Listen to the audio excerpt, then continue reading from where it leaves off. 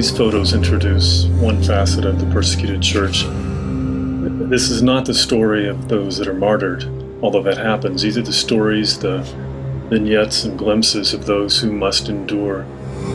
They experience a lifestyle of endurance, a lifetime of patient subjection to authority that seems determined to crush their faith.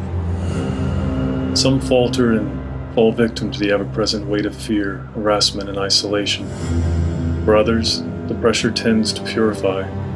They begin to truly understand the simplicity of the good news, the gospel of Jesus. Instead of sliding uncontrollably into the insidious trap of hatred toward their persecutors, they respond in prayer and love.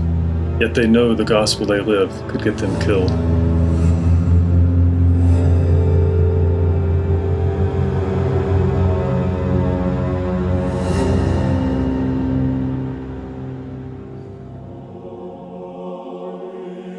The Christian school run by Pakistani believers is like a cool, fresh breeze in a very dusty, dry place. It is one of the few places in Pakistan where Muslim and Christian children are allowed and even encouraged to drink from the same cup. Just a short distance from the school, a Christian man was brutally tortured and died after Islamic fundamentalists saw him drink from a spigot reserved for Muslims only. The backbreaking work of brickmakers and street sweepers are two of the few jobs available to Christians in Pakistan. The majority have limited educational opportunities. Their high illiteracy rate leaves them restricted mostly to menial jobs. To meet a quota, a brickmaker is often forced to have his entire family working with him all day long. I was told, being a Christian is not an easy way to go. It is a hard, challenging life. Sometimes the owner is not giving us full wages, but Jesus is keeping us safe in his hands. Jesus told the downtrodden to come and he will give them rest. Worshippers gather on a Sunday knowing that only a few days before, 2 pastors had been killed, 2 churches were burned, and 35 homes razed in Karachi. They worship with the power of God's grace that overcomes the fear that tries to paralyze them.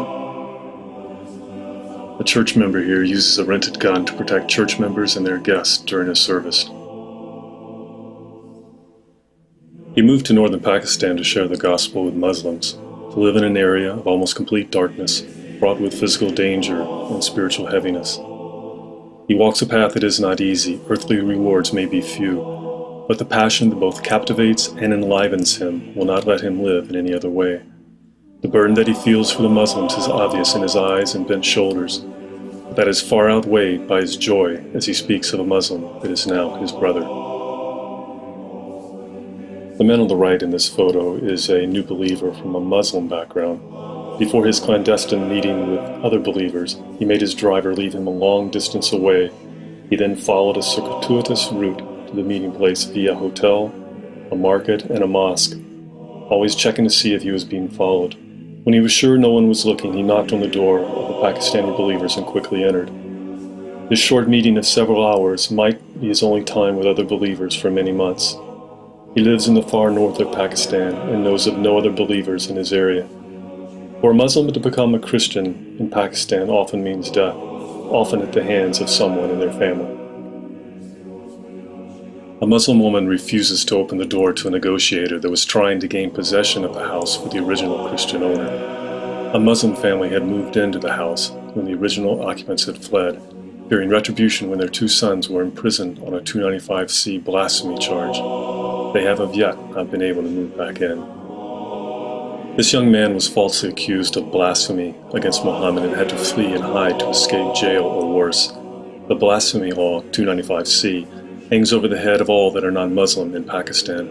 It allows for a Muslim to make an accusation without evidence against a Christian, as in this case, for insulting or slandering the Prophet Muhammad.